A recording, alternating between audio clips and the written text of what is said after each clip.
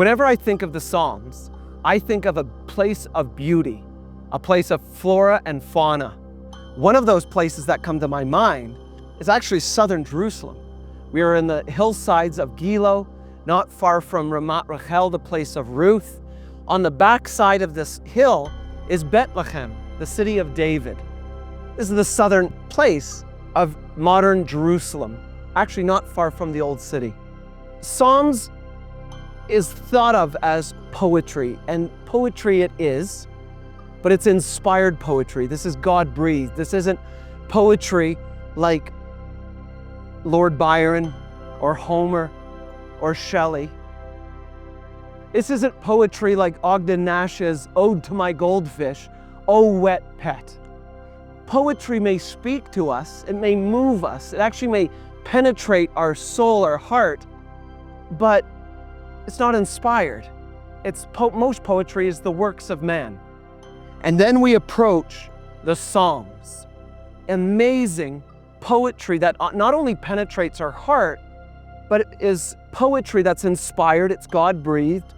It is grappling with the things of this world, the righteous, the wicked, suffering.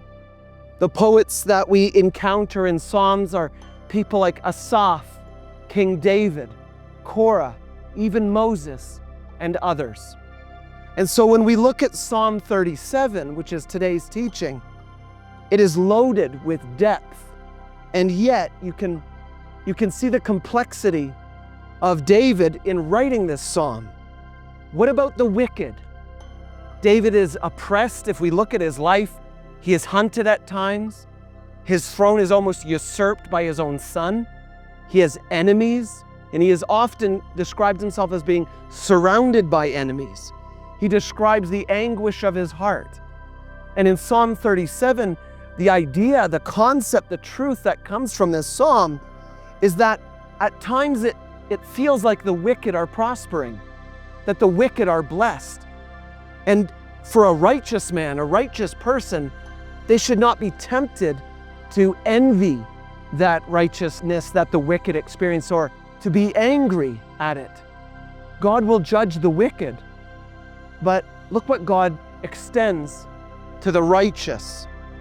And so the opening words of Psalm 37 say, "Do not fret because of evildoers, nor be envious of the workers of iniquity, for they shall soon be cut down like the grass and wither as the green herb."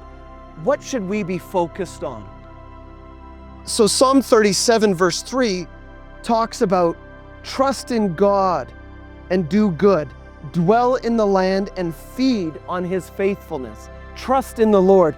This literally means to cultivate faithfulness, to plant, to till the soil, to dedicate yourself to faithfulness.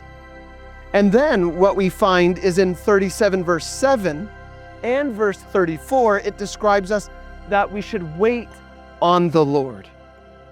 And the Hebrew word that is used there, hul, means to twist or move, anticipate action.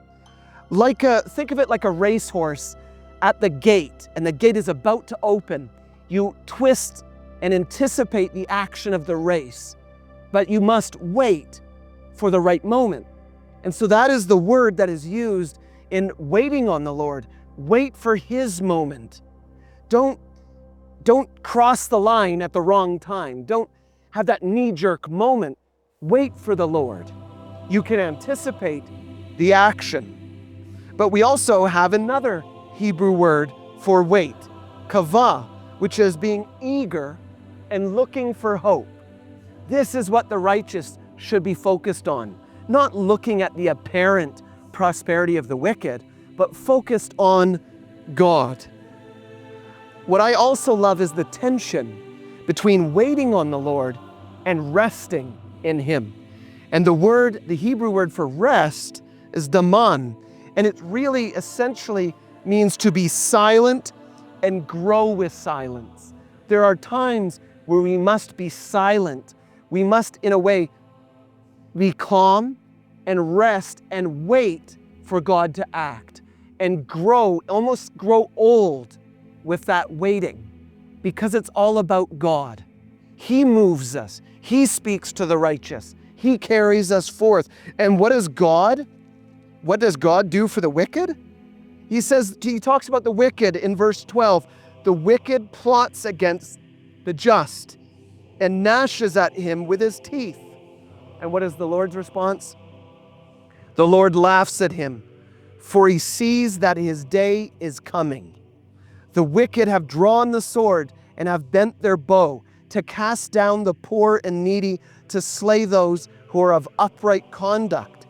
Their sword shall enter their own heart, and their bows shall be broken. This is what God will do for the wicked, the one who dedicates themselves to being anti-God, to opposing everything that God is, to opposing the righteous. God, who sees everything and has perfect foreknowledge, laughs at that plotting of the wicked, because God sees the days ahead for that wicked individual. But the righteous, they need to wait on God. They need to twist with anticipation that God will act.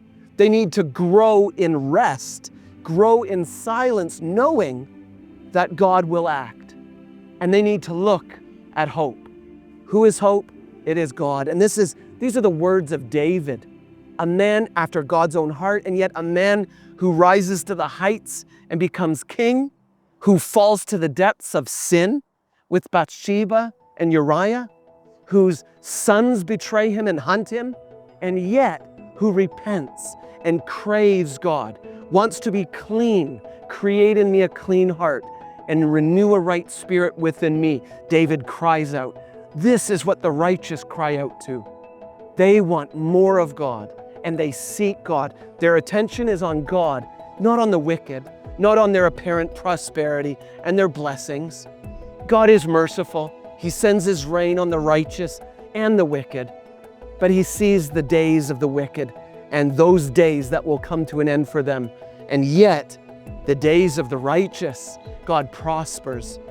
So when you consider Psalm 37, when you consider your own life, our lives, it's not easy in this world where we see sin, transgression, injustice, and we as believers, as people who strive for righteousness, we can have that righteous self-indignation towards sin, but we can also be consumed by it.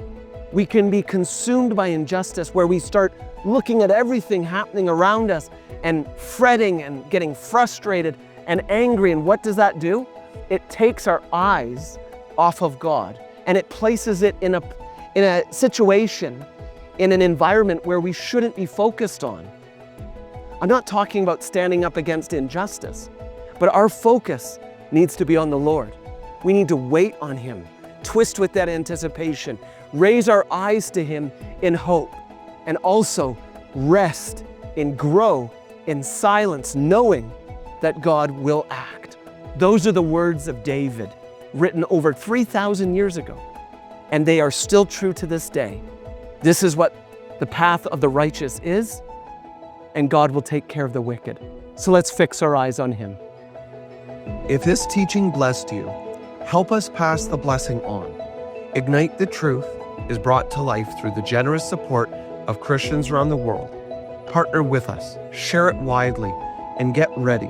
Another teaching from Israel is coming your way next week.